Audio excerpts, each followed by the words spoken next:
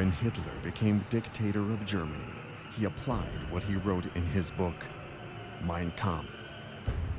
A stronger race will drive out the weak races, for the vital urge crushes the weak to make room for the strong.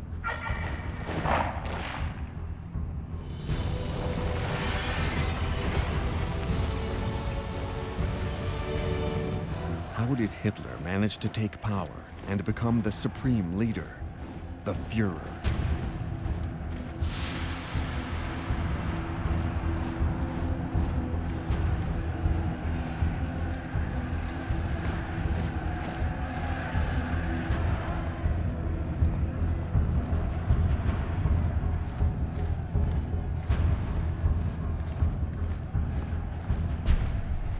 Nuremberg, 1929.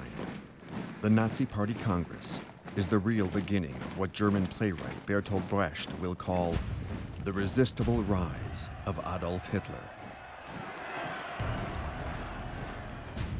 The devastating new economic crisis originating in the United States has caused havoc throughout the world, particularly in Germany.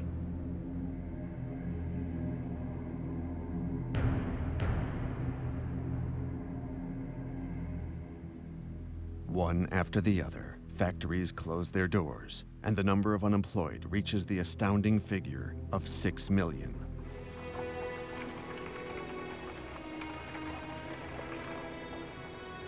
Out of despair, many Germans turn to the Nazis or to the communists, who also have their paramilitary troops, complete with uniforms.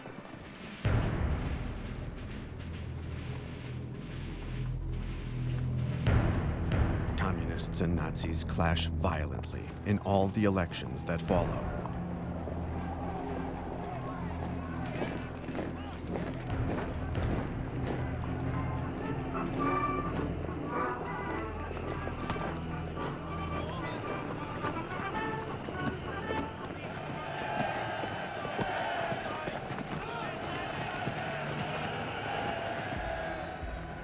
Hitler provokes disorder, while at the same time claiming to be the only man capable of stopping it. This tactic of blackmail proves effective. Hitler rallies the small business owners and homeowners to his cause by denouncing the threat of the Red Plague, the egalitarian Marxists, who also strike fear into the hearts of the peasantry.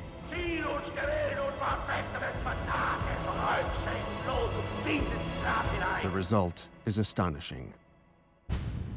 100 elected Nazis enter the Reichstag, the German parliament. Hitler is now the leader of the country's second political party after the Social Democrats. Yet the upper classes who despise Hitler aren't particularly worried. Stefan Zweig wrote, "To them, power had always been the reserve of the barons, the princes, and those with a university education. Nothing blinded the German intellectuals as much as pride in their culture."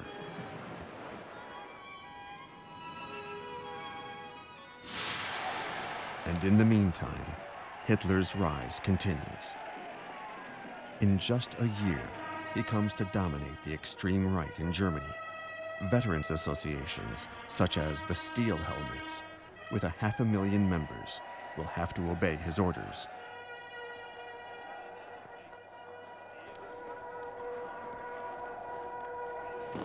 Behind his domineering posturing, Hitler hides a terrible secret. He has just emerged from a scandal which might have finished him. Rumors of a personal drama circulate in the press. He had conceived a passion for his own niece, Geli Robal, aged 23. He loved her irrationally, possessively. She has just committed suicide.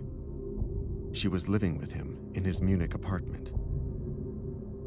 She confided to a friend, "My uncle is a monster. No one could imagine what he demands of me." She wanted to leave him, and now she is dead. A press campaign is launched against him, accusing him of sexual perversion and even of having Gelli murdered. Extremely depressed, Hitler threatens to kill himself as well. His worried entourage decides to act. His photographer, Heinrich Hoffmann, introduced him to one of his secretaries. She resembles Gelli. Her name is Eva Braun. She's 19 and already quite worldly. She fits the bill. She's captivated by the Nazi Party leader's popularity. Hitler will make her his new shadow mistress. He declares himself a bachelor married to Germany to gain the sympathy of female voters. German women already have the right to vote, thanks to the feminist movement. Eva Braun is above all a sports enthusiast. She dreams of becoming an actress and starring in Tarzan movies in Hollywood. At her side, Hitler recovers his combativeness as a political animal at a time when the end of the mandate of Germany's President Hindenburg is drawing near. Hitler is among the candidates to succeed him in 1932. Hardly 10 years after his attempted putsch and incarceration, Hitler is on the verge of becoming president of Germany. Germans are subjected to an intensive poster campaign. Nazi propaganda chief Joseph Goebbels says, "Let us be grandiose." He devises an ultra-modern election campaign using airplanes, a European first. The largest commercial plane of the time is provided by the director of Lufthansa Airlines, who isn't adverse to this free advertising opportunity.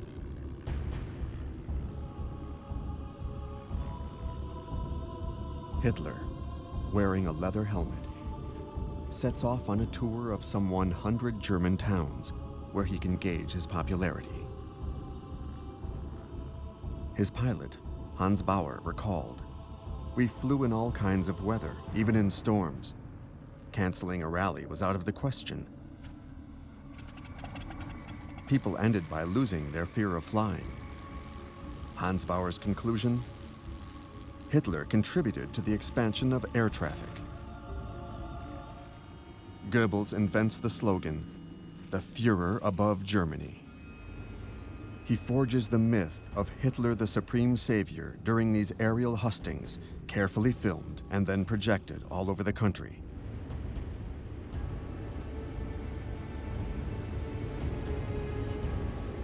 But Goebbels cannot relax yet. The campaign costs a lot, and the industrial barons are still wary of Hitler's violent methods. The Nazis must charge everyone who comes to listen to Hitler the equivalent of €1. This doesn't discourage them. On the contrary. A witness, von Spaun, describes his reaction. "I suddenly felt Hitler's eyes on me, and it affected me for the rest of my life."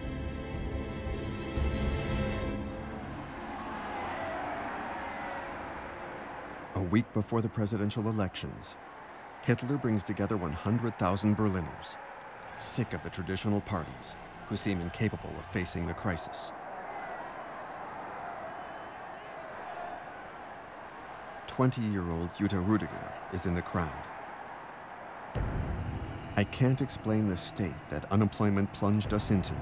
We really thought that Hitler alone could get us out of that misery." Sie reden nicht von den Zehntausenden, die Jahr für Jahr den Gashahn aufdrehen, nicht weil es ihnen zu gut geht. With his pseudo-social discourse, Hitler becomes a serious candidate for the presidency. The press have a field day. On the right, Hitler is seen as the prototype of the political adventurer. On the left, the insults are more personal. Hitler is described as a pansy, a half-mad cheater, a vain charlatan, a fake tough guy with a rhinoceros hide riding crop.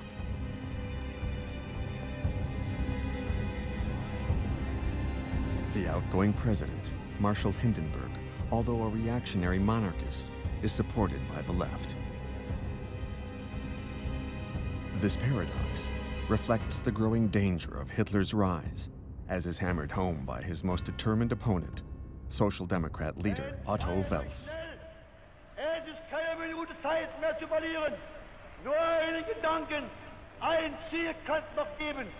Der Faschismus muss geschlagen werden bis zur Vernichtung.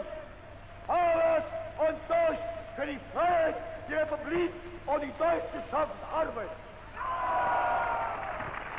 April 10, 1932, the verdict is announced. Hitler will not be president. 13 million Germans have voted for him, a third of the electorate. It is enormous, but it isn't enough.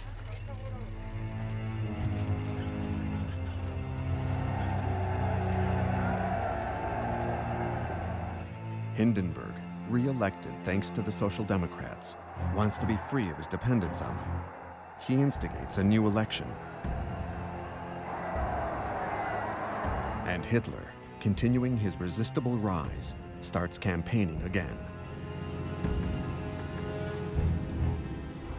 As he gives 5 speeches a day, his entourage is reeling. One of his intimates says, "We were like seconds who have to get their boxer back into shape between rounds." But Hitler feeds off the crowds. He's carried away by his own virulence. Die Gegner werfen uns Nationalsozialisten vor und mir insbesondere, dass wir intolerante, unverträgliche Menschen seien. Wir wollten, sagen sie, mit anderen Parteien nicht arbeiten. Die Herren haben ganz recht. Wir sind intolerant. Ich habe mir ein Ziel gestellt, nämlich die 30 Parteien aus Deutschland hinauszufegen. For Hitler, the first party to eliminate in the 1932 election campaign is the Communist Party. The stormtroopers are given the task. They are now 400,000 strong. They finance themselves, paying for their own uniforms and equipment. One of them, Wolf Teubert, works in a delicatessen in Hamburg. He is ready to join his motorized unit at a moment's notice. He states, "I had only one thought, to risk my life for Germany." The humiliation of the Treaty of Versailles had made me a passionate defender of Hitler.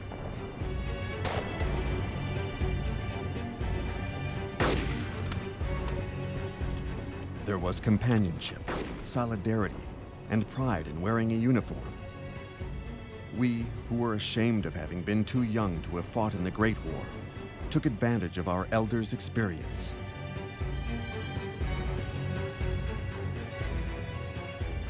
Goebbels concocts an idol to inspire them. Horst Wessel, a petty crook from Berlin who became leader of an assault brigade. Killed by the communists a year earlier, he was made the Nazis' token martyr. Speaking at his elaborate funeral ceremony, Goebbels had compared this man's sacrifice to Christ's. He had these images filmed to depict Nazism as a devotional practice like Christianity. He had original music commissioned for what he called the last poem of the dead SA member, and made it the official anthem of the Nazi Party, the Horst Wessel-Lied, the Song of Horst Wessel, the credo of violence.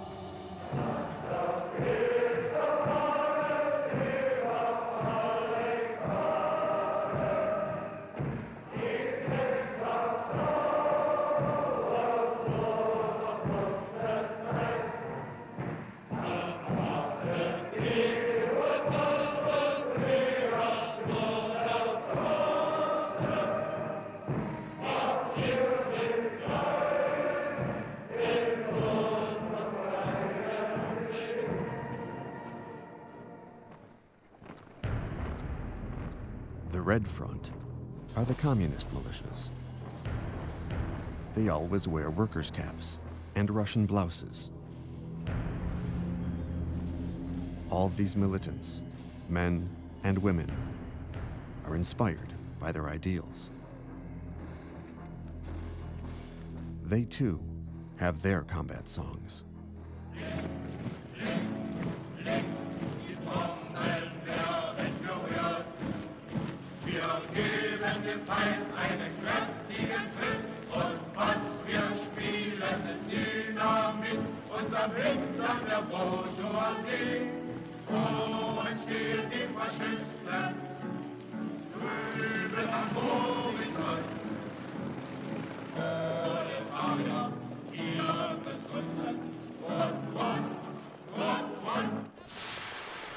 July 1932, the bloody summer of the election campaign. The SA stormtroopers, with the complicity of the police, provoke street battles with the communists. 100 dead and 1,000 wounded is the toll among the communists. Many Germans, exhausted by the disorder and the government's powerlessness, approve of the Nazis' violent acts. The result? 230 Nazis elected to parliament. Hitler is now head of the country's strongest political party.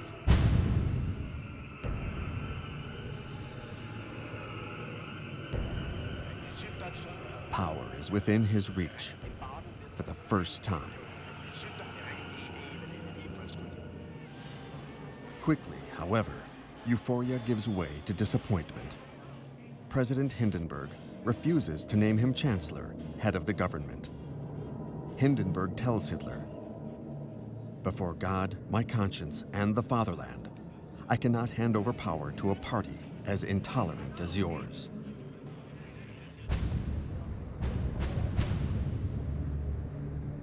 Nevertheless, Hindenburg offers him a role in the government. But Hitler doesn't consider himself an ordinary politician seeking a ministerial position. He wants all the power to establish a totalitarian state. In a few weeks, Goebbels, the head of the vast Nazi parliamentary group, succeeds in paralyzing democratic procedure. No majority can be formed. Now, Goebbels, smiling the malicious smile of his evil deeds, announces, "It's high time to dissolve this assembly, which no longer reflects the will of the people." Ich halte diesen Reis dafür vollkommen überfällig und bin der Überzeugung, dass aufgelöst werden muss, weil nicht mehr dem Willen des Volkes entspricht. Another election has to be called, the third within a year. It will take place in November. Hitler sees it as another chance to make gains. Die Energie und die Fähigkeit gehabt, von den damaligen 1000 Mann vor 10 Jahren bis heute 14 Millionen zu machen. Und ich werde aus den 14 Millionen die 20 und die 30 Millionen machen.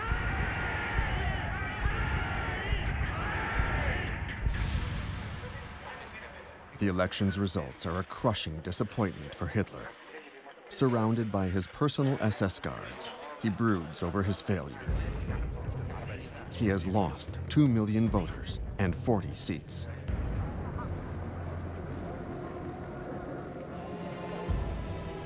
Goebbels says, "We've had a setback. Hitler refused to enter the government, and the voters didn't understand why." With bitterness, Goebbels reads the foreign press reports. The London Daily Herald writes, "Hitlerism as a political force is dead." The French daily, Le Populaire, edited by eminent socialist Léon Blum, headlines an article, "The End of Hitler." But no. 3 months later, Hindenburg, still facing the impossibility of forming a majority, finally names Hitler Chancellor of Germany.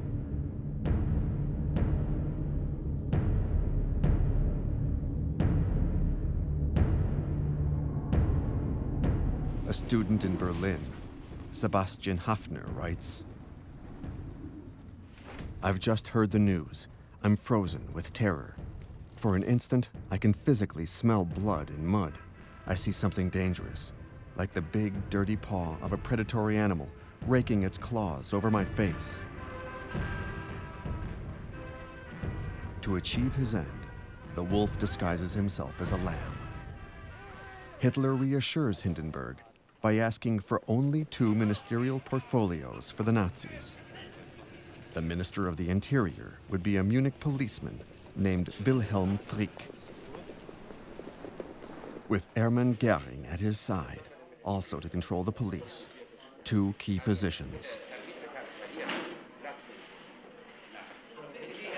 Hitler advances by subterfuge. His aim is to show that the most important ministerial positions have gone to a conservative, Franz von Papen, a former chancellor, and to the strong man of the extreme right, Alfred Hugenberg, Minister of the Economy and Agriculture, an aggressive and authoritarian hardliner. Hitler calls his government the Cabinet of National Concentration to make it sound like a nationalist coalition rather than a predominantly Nazi government. This very reactionary body believes it can control Hitler.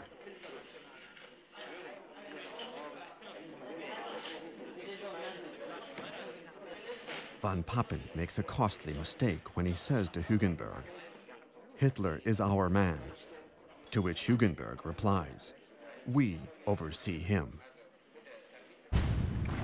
That very evening, January 30th, 1933, in Berlin and all the other large German cities, Goebbels organizes a torchlight parade of the Steel Helmet Veteran Group, the SS, and prominently, the SA Stormtroopers.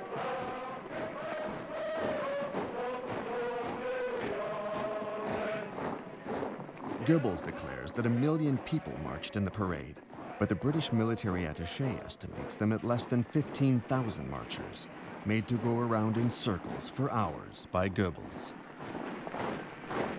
They pass under the windows of the 85-year-old President Hindenburg, who, believing himself in Verdun in 1916, says to his aide, "Our men are parading well. They've taken many prisoners." Hitler, at the Chancellery, receives a frenzied tribute. Louise Solmitz, a Berlin schoolteacher, says, "It was drunkenness without wine." She adds, "I heard people shouting, 'Death to the Jews. Jewish blood will gush under the knife.'" Goebbels concludes, "It's like a fairy tale."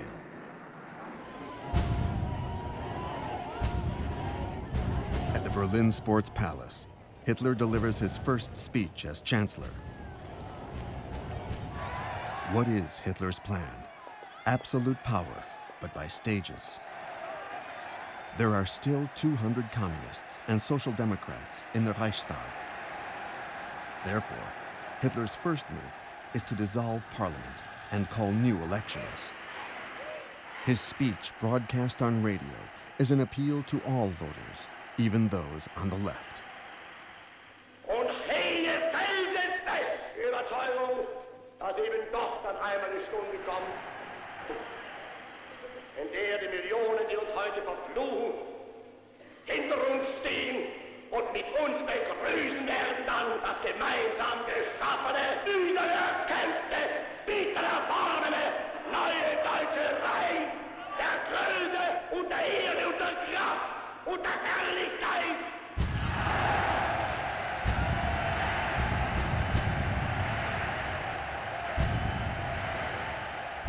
With this relatively conciliatory speech, Hitler continues to advance wearing a mask. Goebbels, however, wants to clarify matters by returning to the fundamentals, anti-Semitism and violence, for the Nazi voter base. Und wenn die jüdischen Zeitungen heute glauben, auf versteckte Drohungen die nationalsozialistische Bewegung einschüchtern zu können, sie sollen sich hüten. Einmal wird unsere Geduld zu Ende sein und dann wird den Juden das freche Lügenmaul gestopft werden.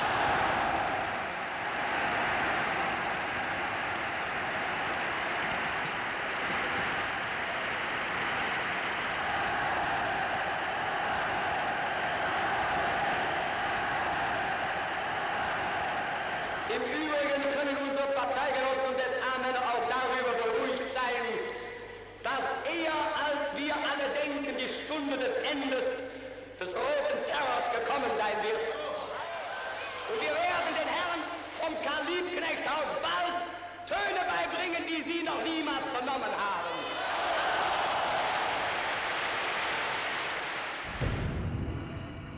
Only 2 weeks later in Berlin, the Great Reichstag, the German parliament building, burns down in the night. Nothing remains of this powerful symbol of German democracy.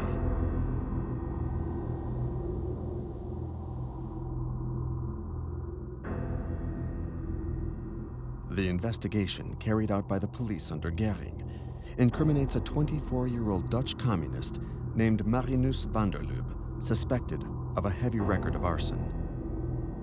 Quickly found guilty, he is guillotined. Who will profit from this crime? The Nazis. Hitler and Göring raised the specter of a red plot.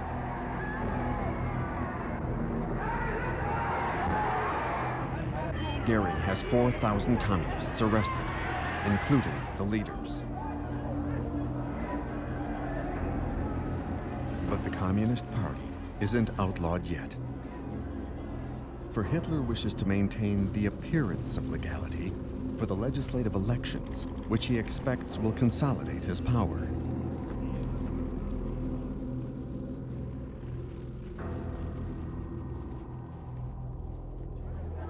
The Germans, fed up with election campaigns and disorder, see renewed action by the stormtroopers throughout the country to protect the population from communist attacks, as the Nazis put it. There are over 1 million stormtroopers. Now armed, they have the status of auxiliary police officers. All over Germany, they take up positions in front of the headquarters of leftist parties and workers' unions. Again, they will foment violence, while Hitler continues to play the electoral card to reassure an increasingly exhausted President Hindenburg.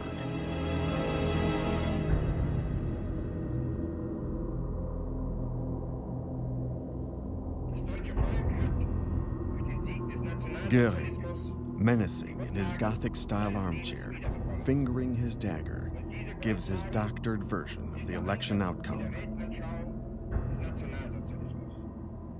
Der 5. März bedeutet für einen Mann und eine Bewegung einen gewaltigen Sieg. Der Sieger des 5. heißt Adolf Hitler und die Bewegung ist der Nationalsozialismus. Beides aber ist gleichzusetzen mit dem deutschen Volke und dem Deutschen Reich. In reality, Hitler and his coalition barely win a majority. Even with all his propaganda and the intimidation by the SA, Hitler hasn't stopped the communists from obtaining 12% of the votes. At this point, Hitler tears off his mask and enters the realm of illegality with his government's complicity. He invalidates the election of the communist parliamentarians and has them arrested and sent to the concentration camps of Oranienburg near Berlin and Dachau near Munich, which have just been set up by the Nazis. These are the first of the 16 camps that opened in the year 1933 alone. The number of political prisoners rises to 100,000 during the first months of the regime. Communist student Klaus Bastian recalls, "The guards whipped the prisoners and pushed us into freezing water. We always feared for our lives, night and day." The Nazi version is that these parliamentarians, senior civil servants, and union leaders are being re-educated.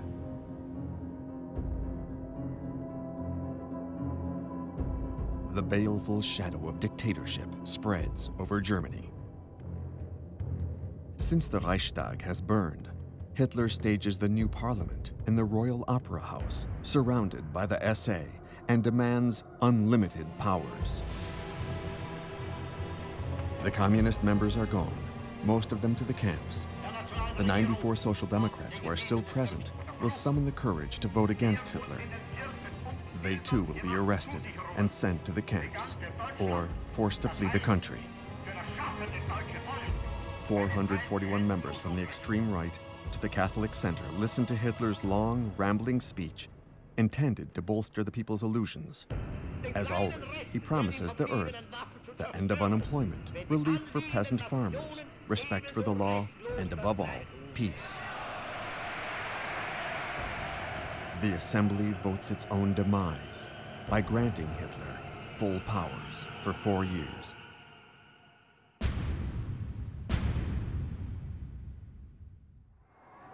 No longer can President Hindenburg contest the Chancellor's decisions. To the sound of cheers, democracy dies in Germany.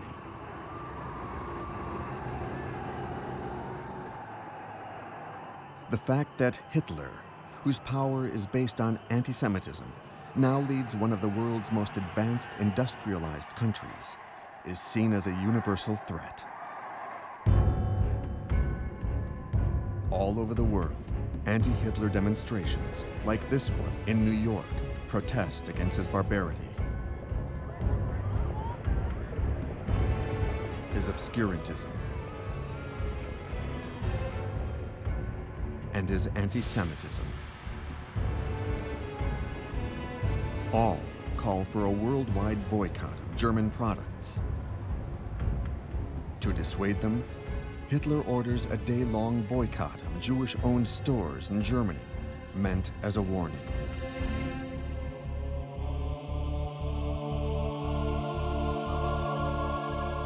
An amateur filmmaker, with the assistance of his wife, tests the determination of the Nazis posted in front of Jewish-owned businesses.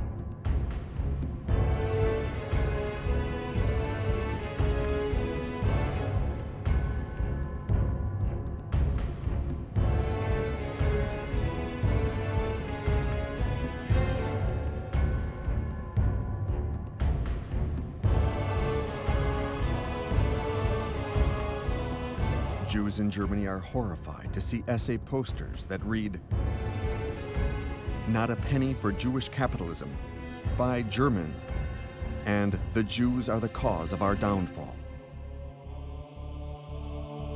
It's the beginning of the persecution. Edwin Landau, owner of a large store in East Prussia, writes, before emigrating to Palestine with his family, "I changed completely in the space of a few hours. This country and this people whom I had respected and loved until then had suddenly become my enemies. I was no longer German, or no longer had the right to be German. I was ashamed of having once belonged to that nation. I was ashamed of the trust I had held in so many people who now removed their masks to reveal themselves as my enemies."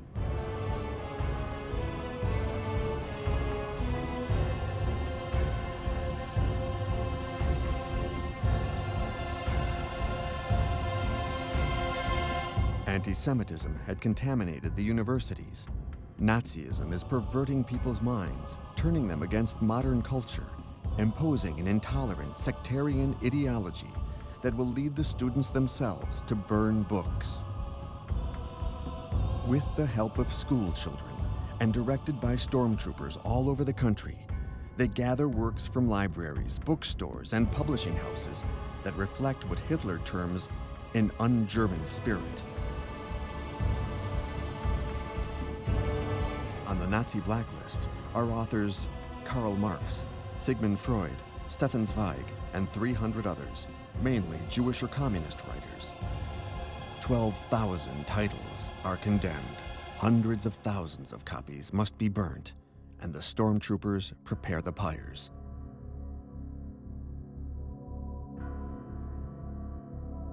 In a radio broadcast from Berlin's Opera Square, Goebbels reads out the sermon of the Black Mass for an auto-da-fe straight out of the Dark Ages. Meine Kommilitonen, deutsche Männer und Frauen, das Zeitalter eines überspitzten jüdischen Intellektualismus ist nun zu Ende. Und der kommende deutsche Mensch wird nicht nur ein Mensch des Buches, sondern auch Partei.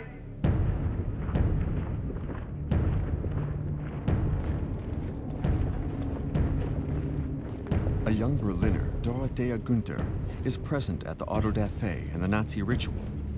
Her description of the scene. The essay and the students shouted out the book's title and its author's name. They stated if the author was Jewish, a pacifist, a feminist, or simply a modernist. They would recite, "We consign you to the fire," and would throw it into the flames. I was dumbfounded and deeply outraged, since we had read and discussed many of the works that ended up in the fire.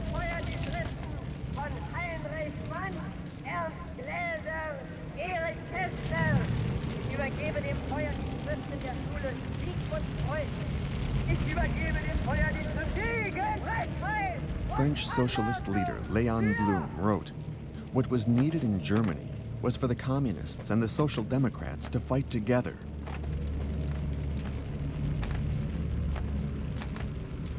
But the Social Democrats were unwilling. And as for the communists, Moscow had given them their orders: no alliance with the Social Democrats, described as socio-traitors. Stalin's suicidal orders were a gift to Hitler.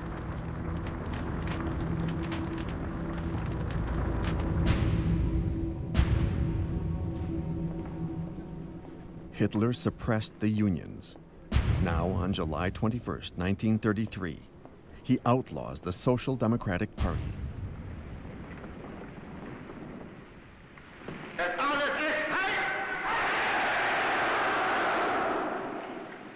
Die große Zeit ist jetzt angebrochen. Deutschland ist nun erwacht. Die Macht haben wir nun in Deutschland gewonnen. Nun gilt es, das deutsche Volk zu gewinnen. The German people, for their part, can go on vacation. Henceforth, the Nazi Party is the only legal party.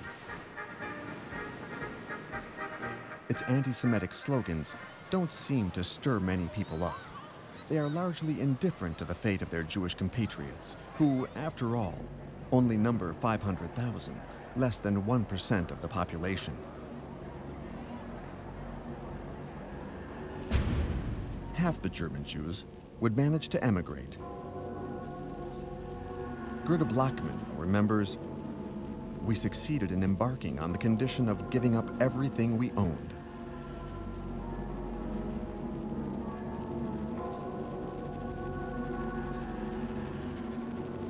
The poorer German Jews would be stuck in Germany. They would be deported to the eastern ghettos, then exterminated in the camps.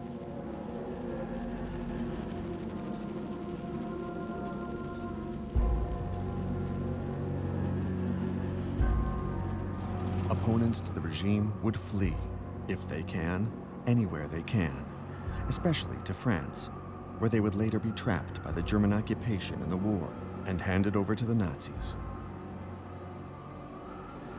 Many of those who cannot leave in time or who choose to stay to carry on the struggle would be captured and martyred in the camps.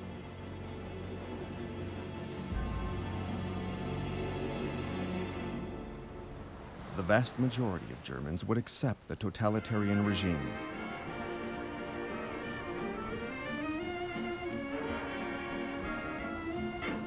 Some would begin the day by hoisting the swastika flag, Germany's official emblem.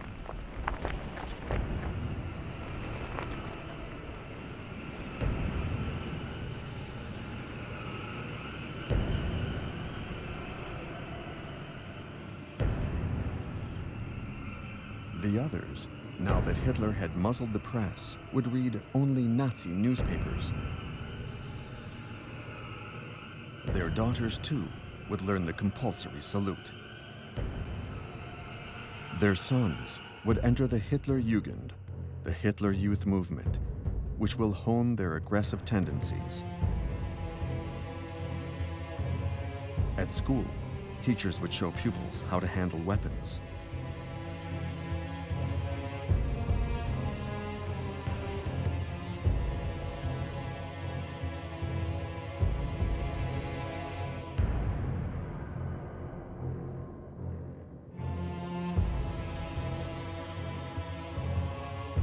teachers would have to use down-to-earth, Nazi-sanctioned examples in math class, such as, how much does a pupil cost? A mentally handicapped young person costs the state 1,800 marks a year, the average pupil 320 marks, and a brilliant pupil only 125 marks. Answer: society can only survive if its citizens are genetically sound. The older daughters would join the BDM, the Bund Deutscher Mädel, the League of German Girls. It trained girls to be good wives and to bear many little soldiers. These would be killed at 10 years of age in the last combat actions in Berlin. However, the Germans are unaware of all this in the summer of 1933. Hitler is not yet the unchallenged supreme leader. To achieve this, he must continue numbing the nation by his propaganda. Such as the film Victory of Faith, that depicts the first Congress since the taking of power by the Nazi Party, now the only party.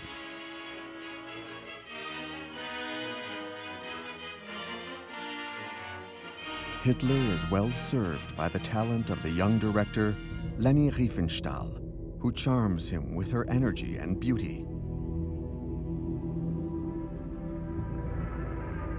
With clever framing and lighting techniques, she glorifies the new god of a new mystique, a mystique of race, of the leader, of power and its apostles. Like the most loyal of the loyal, Rudolf Hess, one of the writers of the anti-Jewish laws. Like Joseph Goebbels, under whom propaganda has become an important ministry. Like Hermann Göring, who will resuscitate German aviation. And like Ernst Röhm, head of that horde of fanatics, the stormtroopers. Nothing gives cause to suspect that this film would be banned a year later, because Röhm, even though he has been Hitler's accomplice since the failed putsch of 1923, will be denounced as a traitor. Perhaps because he is too close to Hitler, or because the SA is too big. With 2 million members, it is a force that rivals the army. Hitler, to gain the army's support, will bring them into line and eliminate Röhm.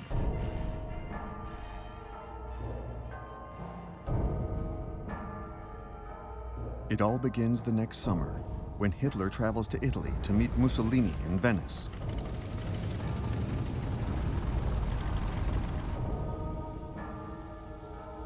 Hitler is impressed by his elder counterpart, his role model. He's seeking Mussolini's approval for his plan to annex Austria. Mussolini refuses. He doesn't want Germans gathering on his borders. He doesn't warm to Hitler, saying, "He makes me think of a talkative monk."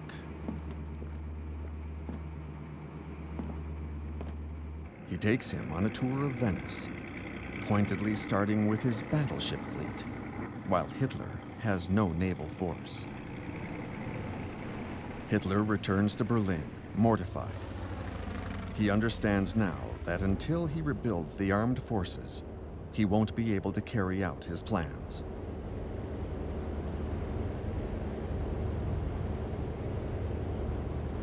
Hitler goes to observe the maneuvers of the Reichswehr, the German army, reduced by the Treaty of Versailles to 100,000 men, few in number, but very well trained.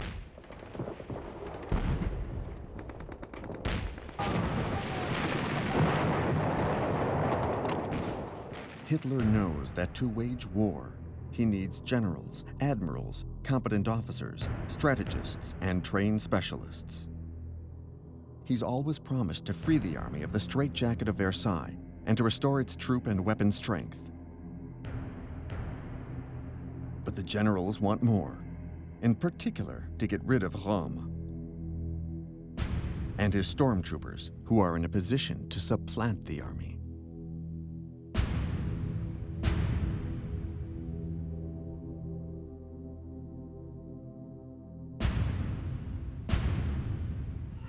Röhm is also harshly criticized for having delusions of grandeur. He steals the limelight from Hitler. Industrialists are worried by his declaration that the National Socialist Revolution is not over. Goebbels says he's a Bolshevik in disguise.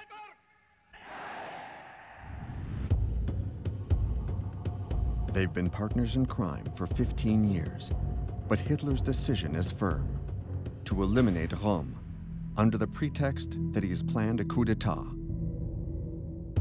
Hitler chooses his executioners: Himmler, head of the SS; Heydrich, head of the Gestapo; Sepp Dietrich, a former butcher who heads the Führer's bodyguard. Between June 30 and July 2nd, 1934, a period that Hitler calls the Night of the Long Knives, the SS murders Röhm and 85 other potential opponents and embarrassing witnesses of Hitler's past.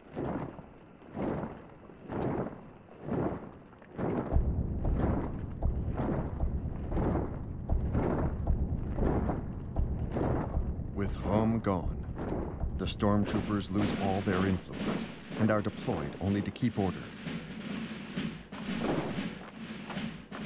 The army is satisfied, as are the industrial barons, and Sepp Dietrich is promoted to SS general.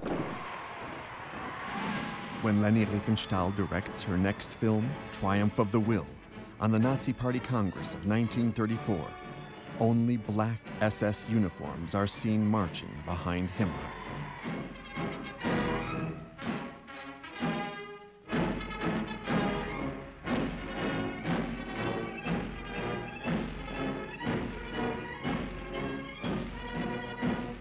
Hitler is now alone at the top of the pyramid. A month after the Night of the Long Knives, the last president of the Republic, Marshal Hindenburg, dies at age 87. Democracy has been dead and buried for a long time. Totalitarianism continues its implacable march. Hitler becomes commander of the armed forces. His power is absolute. All the soldiers must swear an oath of loyalty to the Führer, our leader, and the leader of the German people, Adolf Hitler. Adolf Hitler!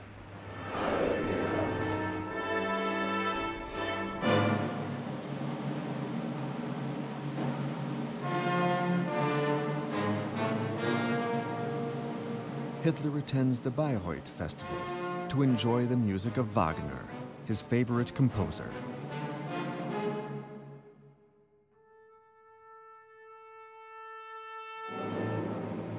The composer's daughter-in-law, Winifred Wagner, who supported him during his difficult beginnings, welcomes him now as master of Germany. Hitler can now look back at how far he has come. He's achieved the demented dream of his youth: to incarnate Rienzi, his favorite Wagnerian hero, who sacrifices himself for his adoring people.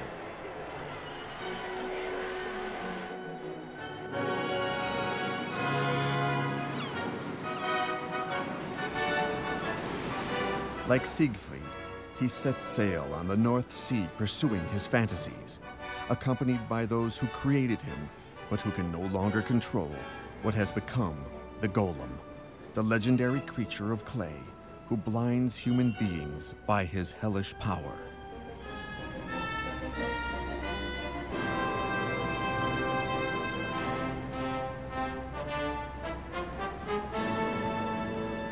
Hitler will first appropriate the successes of the Weimar Republic, such as the famous Autobahns, which will become showcases of the Nazi regime.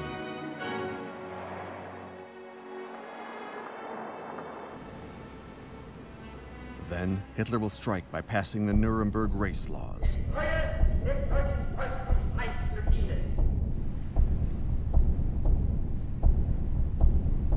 He will burn synagogues to the ground in the Kristallnacht pogrom, prelude to the final solution.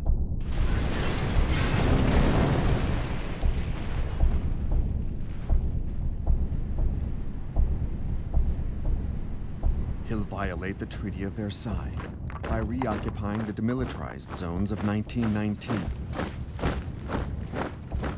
The weakness shown by the lack of reaction from France or England will lead Mussolini to draw closer to Hitler, allowing him to annex Austria, a step in what he calls his mission, to integrate all the German-speaking peoples into a greater Germany.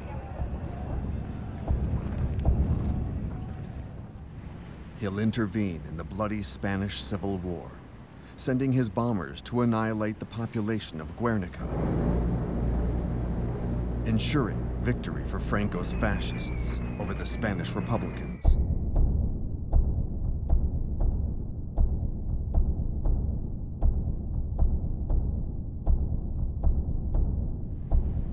He dreams of a great army, like Napoleon's, one he will lead to Moscow. All the while, proclaiming his desire for peace. Wir wollen einst ein Reich sehen und ihr müsst euch schon dafür erziehen. Wir wollen, dass dieses Volk einst gehorsam ist und ihr müsst euch in den Gehorsam üben. Wir wollen, dass dieses Volk einst friedliebend und aber auch tapfer ist und ihr müsst friedfertig sein.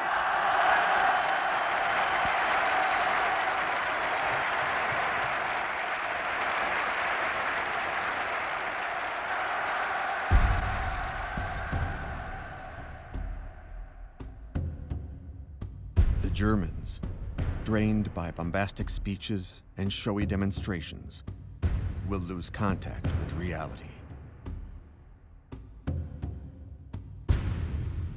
When Germany is ready, Hitler, obstinate and ferocious, will drag it and the world with it into a long night, peopled by the ghosts of over 50 million dead.